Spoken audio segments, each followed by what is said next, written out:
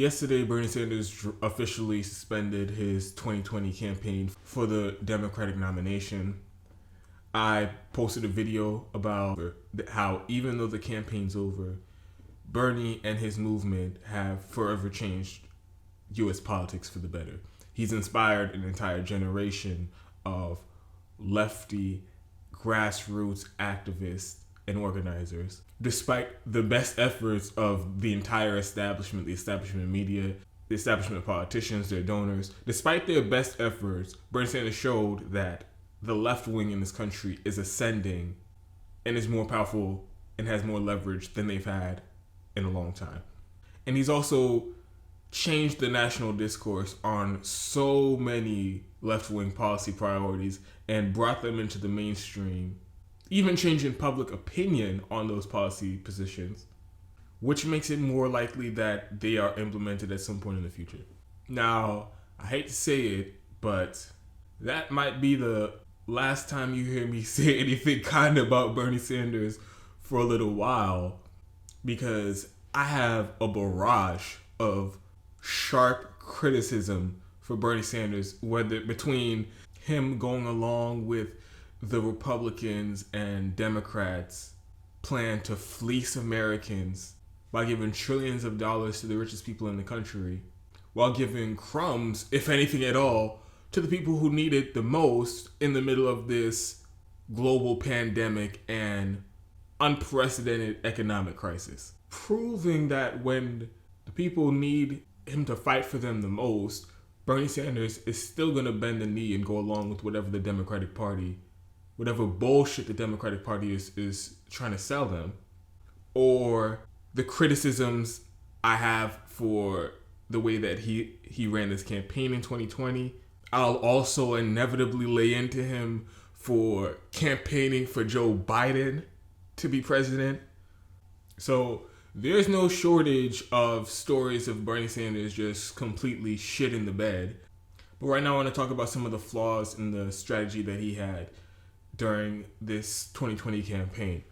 One of my biggest criticisms of Bernie Sanders throughout this entire campaign, even before this campaign back in 2016, Bernie Sanders unnecessarily gave himself an additional handicap, and he was already had several handicaps coming into this race. Bernie Sanders just forfeited Joe Biden's biggest weakness. Joe Biden's biggest weakness, his biggest flaw, is his miles-long record in politics of being on the wrong side of almost every single issue. Whether it was the Iraq War, whether it was fighting against Medicare for All, whether it was the Patriot Act, whether it's the bankruptcy bill, the crime bill, fighting desegregation, Joe Biden has just been on the wrong side of almost every issue. At some point, Bernie Sanders actively made the decision that he was never ever going to say a negative word about any of the opponents that he was running against in the Democratic primary. And that was a ridiculous, stubborn decision that honestly could have cost him this election. You can't run a campaign and never say a negative word about the other guy in the race, but somehow still expect to get more votes. Now, this isn't me buying into the logic or the argument for gutter politics, character assassinations, mucking up fake controversies and smearing other people. That's not what I'm saying at all. You have to give people a real policy, substantive reason why they can't vote for the other guy. Bernie was living in this fantasy world where he thought that all it takes to win an election is to give people a positive vision, a policy vision, tell them what policies you're going to go to the mat for when you're president and you're going to fight for to improve their lives. And yes, that is a huge part of campaigning. I think it should be an even bigger part of campaigning than it is right now. That should be the focus of campaigning, because when you get to the heart of what electoral politics is supposed to be, it's supposed to be voters electing a politician to represent them and represent their interests. So it makes complete sense that the focus of campaigns should be politicians putting out a clear policy vision of what they're going to do on behalf of voters. At the same time, it's incredibly important that you explain to voters that the other guy in the race isn't going to do those things for them. Because if you don't, there is a large percent of the population who does not pay attention to politics, do not know the policy records of individual candidates and the policy positions that these candidates have had their entire career. So if you give them the option of two Democrats, two people who are in the same party, they might not see that there's a giant gaping policy difference between the two of them, and they might just go with the person who they're most familiar with. And if it's between Bernie Sanders and the former vice president for Barack Obama, some people are going to go with the former vice president Barack Obama. And I'm going to tell you why he refused to speak the truth and give negative criticism of Joe Biden and his record, which honestly makes that mistake unforgivable to me. It's not that Bernie Sanders has some principled objection to saying bad things about a politician that he's running against or a politician that he disagrees with on policy. Because look at how he talks about and talks to Donald Trump. Every chance he gets, what are the words come out of Bernie Sanders' mouth?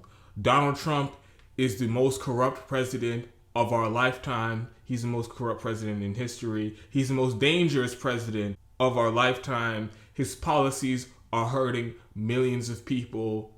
He's serving his donors.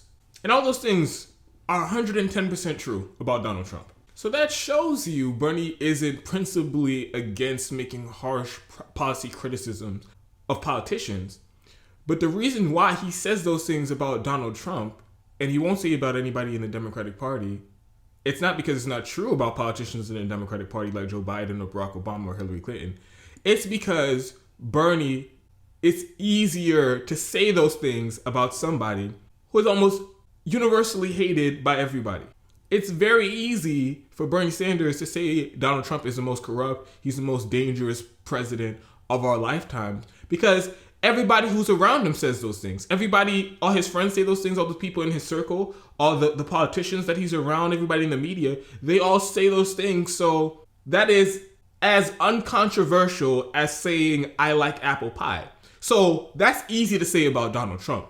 But Bernie, he lacked the backbone, he lacked the spine, he lacked the courage to say those things about Joe Biden, even though they were true. Joe Biden is insanely corrupt. Joe Biden would be incredibly dangerous as president. Joe Biden helped push the Iraq War, one of the most genocidal actions that the U.S. has taken in our lifetime. Joe Biden helped do that. Killed over 1 million Iraqi civilians, destabilized the region, gave rise to ISIS and other jihadist groups in the Middle East. Joe Biden helped do that.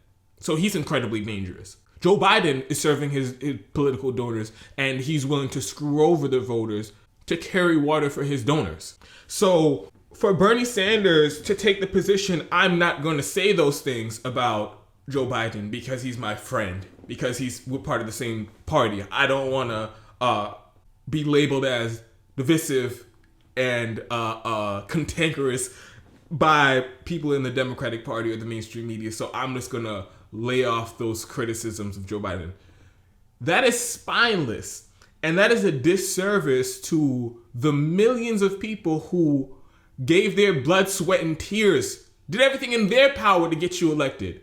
People who donated money to you, who didn't have enough money to pay for their own damn bills. Minimum wage workers, people who are part of the working class, poor people in this country, who donated to you because they thought you were going to be their champion. They thought you were going to fight for them to get the policies that they need to improve their lives. There was a commercial about one of the people who was volunteering for Bernie Sanders' campaign. The man had cancer. He was going to die in a few weeks. And he said, I'm going to spend the last days of my life trying to get people to volunteer my time so that I can get Bernie Sanders elected. That's how much people believed in Bernie Sanders. That's how much people believed that Bernie Sanders was a fighter and he was willing to go to the mat and do whatever it takes to get elected, to get those policies that man was fighting for. He was dying because he couldn't afford to treat his cancer. And he was fighting for Medicare for all. And he did everything in his powers. He gave up the last days that he had on this planet because he thought Bernie Sanders was willing to do whatever it takes to get elected to implement Medicare for all.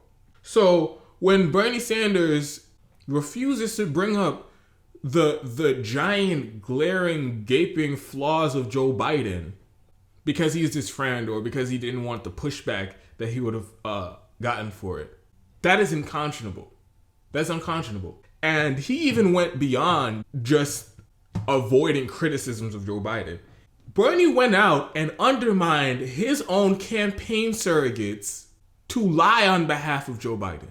There have been multiple times throughout the campaign where some of his more aggressive campaign advisors, like Brianna Joy Gray, David Sirota, and in this specific example, Zephyr Teachout, were out for blood. They were out landing body blows on Joe Biden.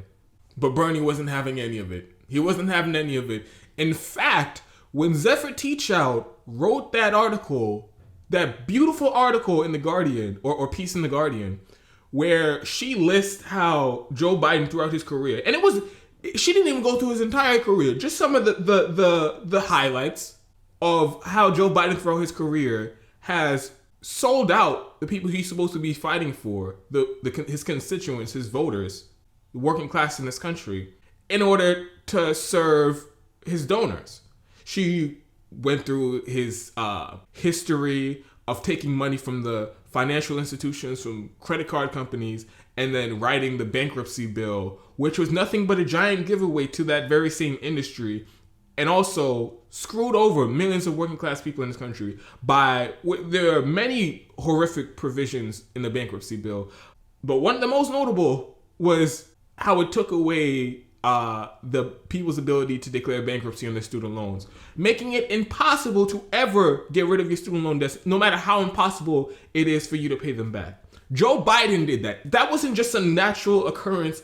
That wasn't just something that just appeared in nature. Joe Biden went out of his way to serve his donors in the financial industry to screw over Americans by putting that provision and many other provisions in that bankruptcy bill.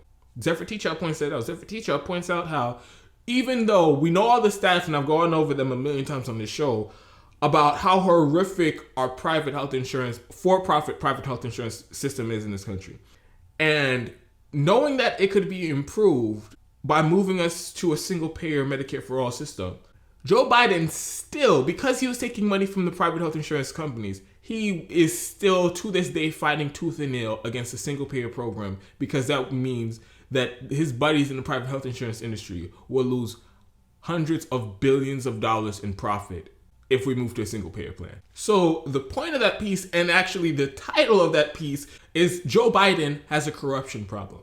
And if he has the same weakness as Hillary Clinton, whereas he's corrupt as shit, Donald Trump's corrupt as shit. So if it was the two of them in the general election, a lot of people are going to sit out and say it's a wash. I want nothing to do with this. This entire process is corrupt and illegitimate. Look at these two corporate tools that I have to choose between. That's a very accurate analysis of what the situation now is. And that is a damn good case to make against why people should not vote for Joe Biden.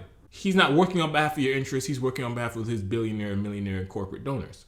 But what did Bernie Sanders do when that piece came out? He went out, kneecapped Zephyr Teachout, apologized to Joe Biden, and then he went out and just outright lied to everybody. He lied to his supporters, he lied to his team, he lied to the press, he lied to everybody in this country. And he said, I don't think Joe Biden is corrupt in any way. Excuse me. And it brings me to this. The rhetoric did not match the actions of Bernie Sanders. Crux of Bernie's campaign, the root of his campaign is, I'm running this campaign because we are going to lead a movement that overthrows this corrupt political establishment where politicians are only in it to serve their donors and they're willing to screw over everybody else to get that job done. I'm in here to take control of the Democratic Party and uproot all the corruption and throw out all the bums and bring in a wave of newly elected, uncorrupted activists and organizers to run the show in the Democratic Party. For too long, politicians in both parties, they serve the private health insurance industries. They serve the needs of the fossil fuel industry. Politicians are willing to serve the military industrial complex. All those points are correct. But that's incongruent with the way that he treats the Democratic Party and politicians in the Democratic Party. Because you're saying all these things, you're saying that we need to elect you to change the system because you're not part of the corrupt establishment who's been fucking us over for the last 40 years. But at the same time, you're going to come out and tell people that Joe Biden isn't corrupt. Joe Biden, who has been at the center of all this, the neoliberal policies from the Democratic Party, who has been the architect of all these calamitous decisions that you rail against and you say are born about by corruption. But you would still come out and tell people that Joe Biden, you don't think Joe Biden is corrupted in any way. So what that tells voters is you're kind of full of shit. Because you're making it seem like there's this existential crisis in the Democratic Party, and the leaders are completely unresponsive to the voters, and they're corrupt as shit, which is why people need to elect you. But at the same time, you're not going to come out and tell people all the horrific shit that Joe Biden has done that has negatively impacted their lives. So, like I said, for the people who may not know politics, people who are ignorant of politics, who don't follow this closely, don't follow the policies and the politicians closely, and they don't follow the impact of money in politics, they come in, they see two Democrats standing on the stage, and they say, okay, you have to choose between one of them, and everybody between the media, the Democratic Party, even Joe Biden are hurling attacks at Bernie Sanders at every possible opportunity, making it seem like it would be a bad choice to elect that guy, but Bernie won't turn around and do the same for them. So if you're running a campaign against him, you could have a field day just on his record alone. If Bernie and his campaign did nothing but talk about how shitty Joe Biden's record is and all the terrible things that he's done to screw over those very same voters that he's trying to court now in this 2020 Democratic primary. If they spent all their time doing that, I guarantee you a significant amount of people in this country would have said, oh my, oh goddamn, there's no way I can vote for Joe Biden. Joe Biden was the chief architect for this war in Iraq, one of the longest wars in U.S. history, killed over 1 million civilians. That's genocide. I can't vote for a war criminal. Or, hey, Joe Biden made it so that I can't get rid of my student loan debt. I can't vote for somebody like that who's going to continue to fuck me over in service of the banks and the credit card industries who fund them. I can't vote for somebody like that. Or if they hit him on him relentlessly trying to cut Social Security throughout his entire career. A lot of older people who ended up voting for Joe Biden would have turned around and said, wow, this man is going to make my life a lot worse if he has the opportunity. He's already tried multiple times in the past. If I elect him this one last time, there's a very good chance that he passes some sort of legislation to gut Social Security and drastically reduce my already unlivable fixed income that I'm trying to survive on.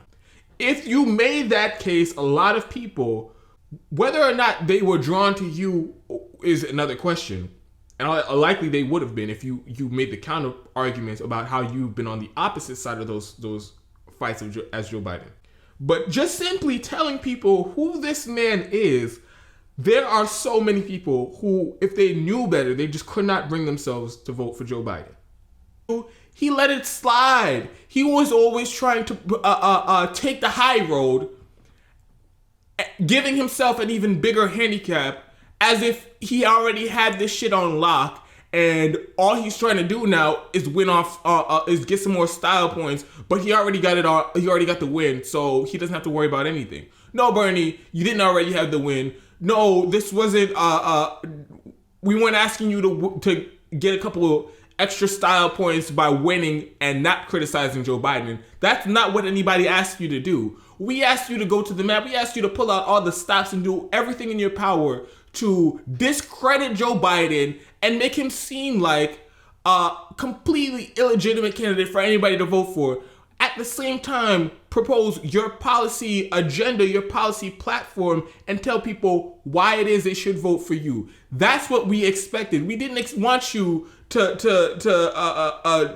take this as a cakewalk and use this as some moral preening and grandstanding and saying, oh, look, I did this without even saying a negative word about Joe Biden. Well, look at where we're at now. You lost. Joe Biden is the Democratic nominee. That is disastrous on so many levels. And yes, there were systemic problems there. The media bias and the Democratic Party, the entire political establishment was working against Bernie Sanders. Yes, all those things were true. And it was clear that those things could have been overcome by the trajectory of this race early on. But Bernie Sanders dropped the ball. He shit the bed when he thought that he was just going to come out here and run an entire campaign against a political juggernaut like Joe Biden and not ever once lay any serious criticism of Joe Biden. Not ever once giving people pause about voting for a man like Joe Biden.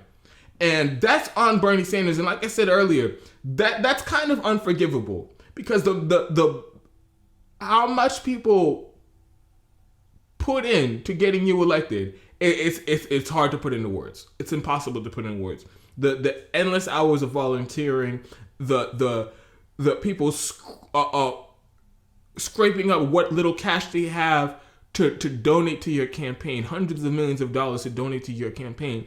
And you weren't willing to do what's necessary. You weren't willing to, even if it was uncomfortable for you to criticize your friend like that, you weren't willing to step outside your comfort zone in order to achieve the bigger objective. And that's on you. Everything that happens after that should be something that haunts you to the grave. You should be ashamed that you lost to Joe Biden. And it's one thing if you pull out all the stops, you did everything in your power, you try to tell people how crazy it would be to vote for a man like Joe Biden, a corrupt tool of the establishment, neoliberal, centrist, corporatist tool like Joe Biden. And they still said, the voters still said, I don't care, I'm going to vote for him anyway. That would be one thing. And if that was the case, Bernie would be able to hold his head up high and say, look, man, I did everything I could. And it still wasn't enough. Okay, that's one thing. But you don't have that luxury. You didn't do everything you could. And that should haunt you for the rest of your life. Because what's going to happen next? The left is in chaos, disarray. There is no clear way to get out of this. We are in a precarious situation, to say the least. And none other than the leader of our movement, Bernie Sanders, and his incredible, unwavering weakness has put us in this situation.